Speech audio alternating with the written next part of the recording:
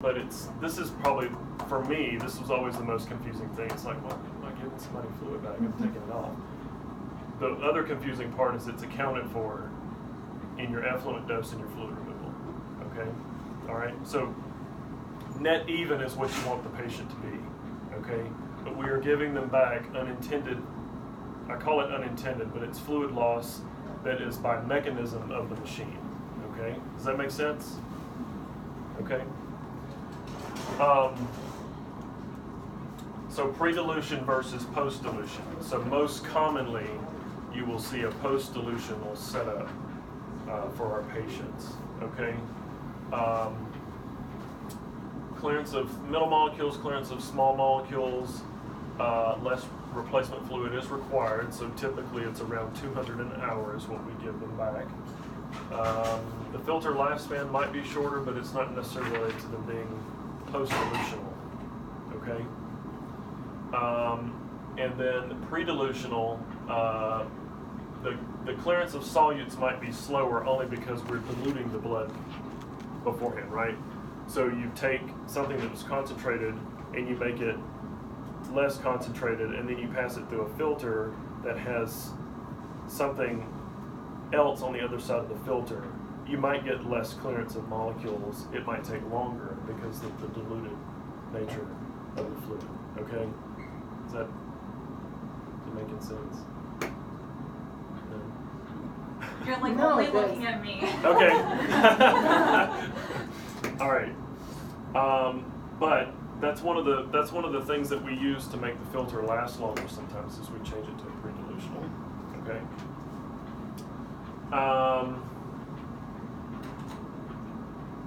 So filtration fraction.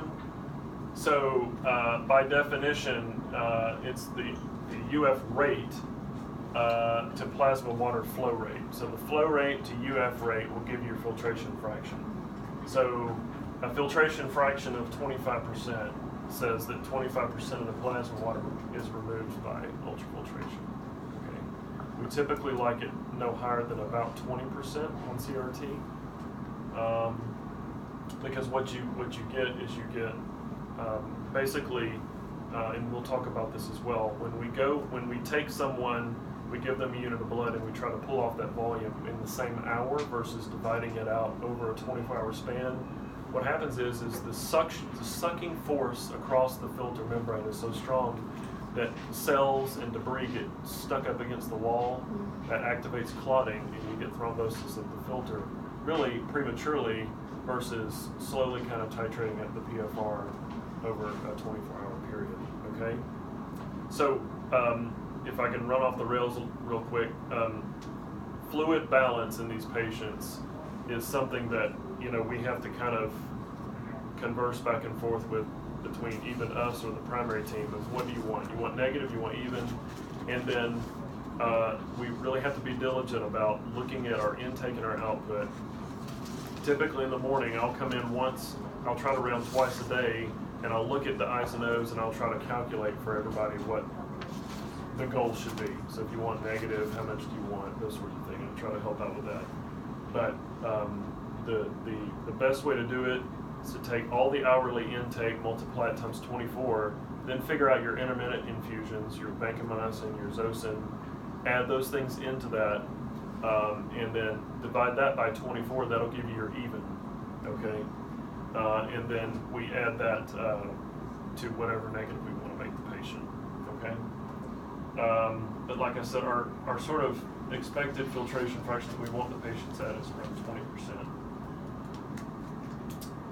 So pre-blood pump, so typically, like I said, we think of this as citrate, the citrate line.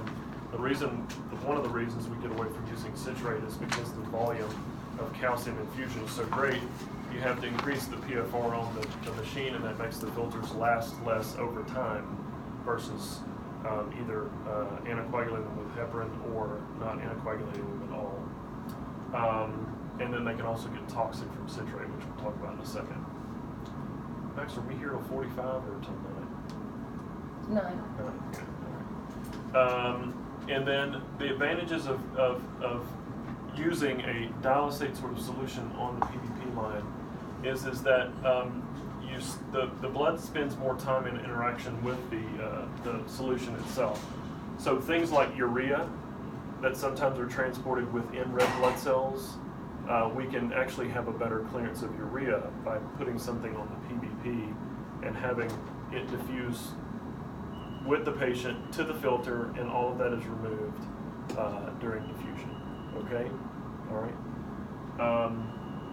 And then the disadvantages, which is really not a disadvantage, is a higher flow rate. Okay, all right, which we don't really calculate in for to the machine. Okay, the flow rate is set. All right.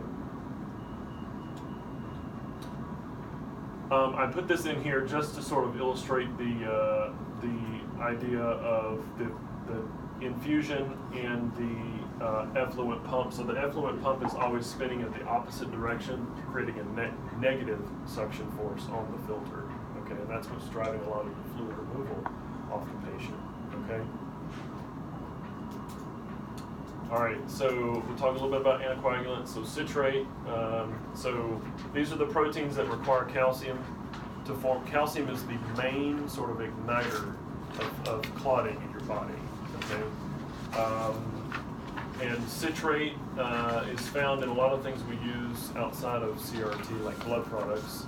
Blood products are infused with a small amount of citrate to prevent coagulation while the blood is sitting in storage. That's why we have to give patients calcium after so many transfusions.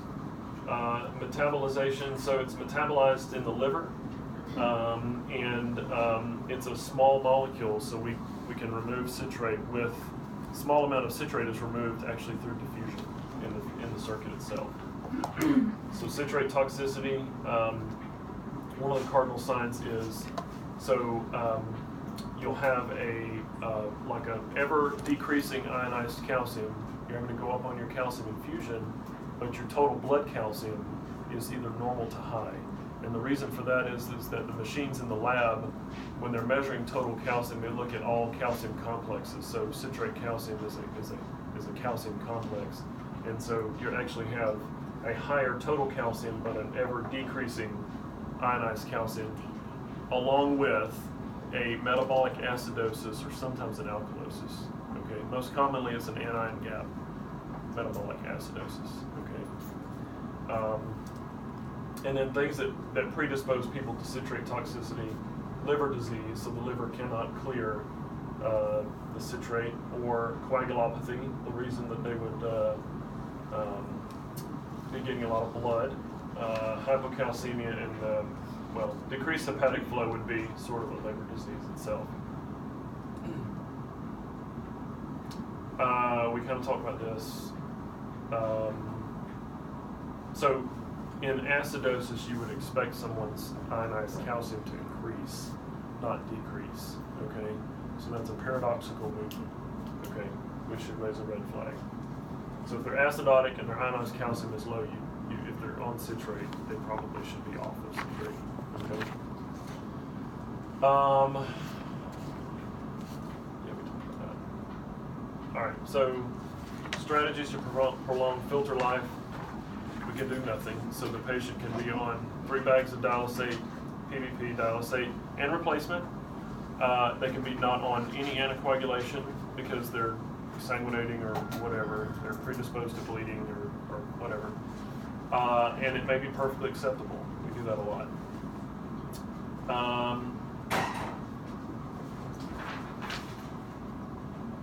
That's pretty self-explanatory. High flow rates.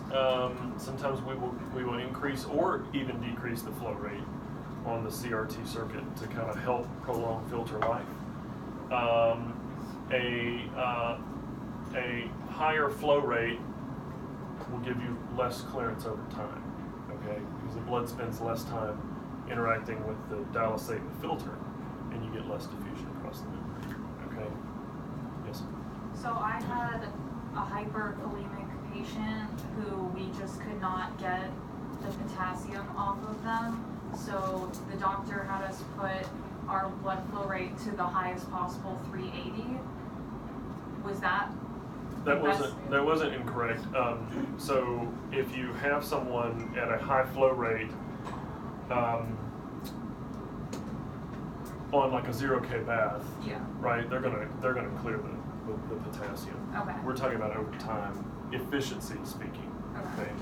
You don't want to leave them at that flow rate and try to maintain CRT. Okay.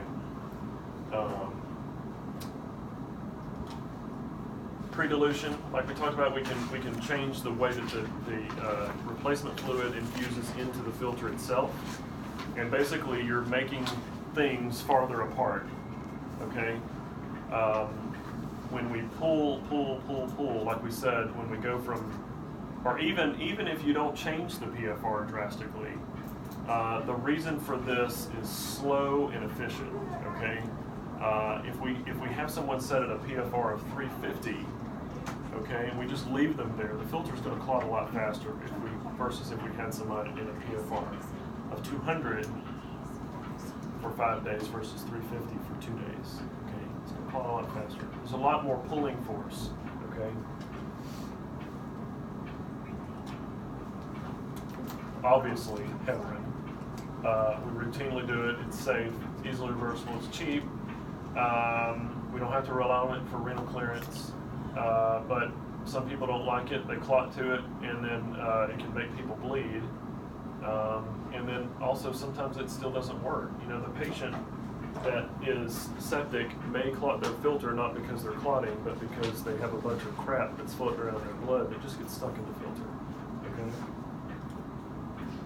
Citrate, we talked about that. It's cumbersome because you have to balance filtered versus ionized versus citrate versus calcium, and then PFR, and then trisodium. Trisodium has a large sodium load to it. All right, and then sort of changing to things that help enhance solute clearance. So access.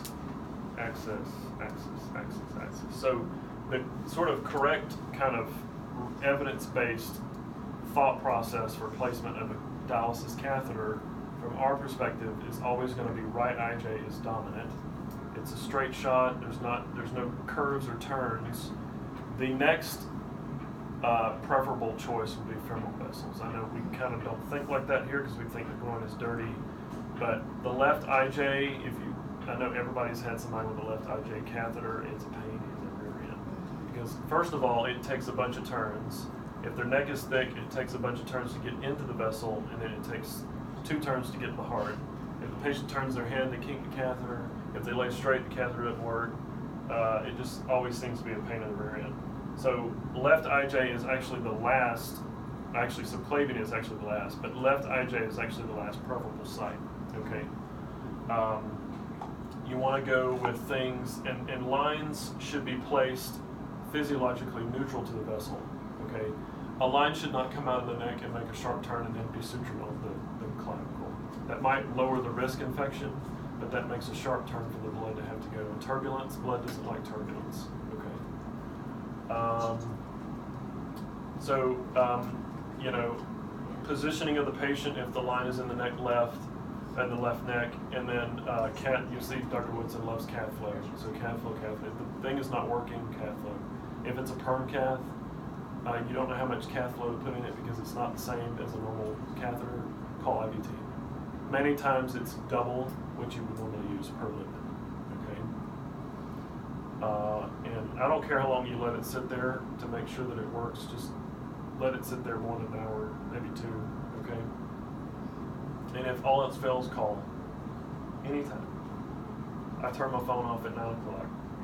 Otherwise, it's what's in it. Okay? I don't mind you calling when I'm not here.